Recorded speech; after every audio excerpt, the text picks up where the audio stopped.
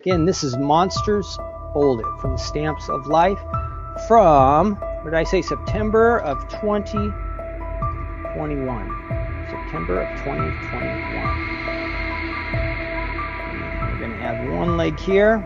Again, I'm not sure. This might look like a Christmas monster in the end, and I don't know if I had that in mind when I started, but either way, it'll just show you some things you can do, mixing and matching some solid paper with some cabinet paper. Okay? Alright, there he is. Not bad, huh?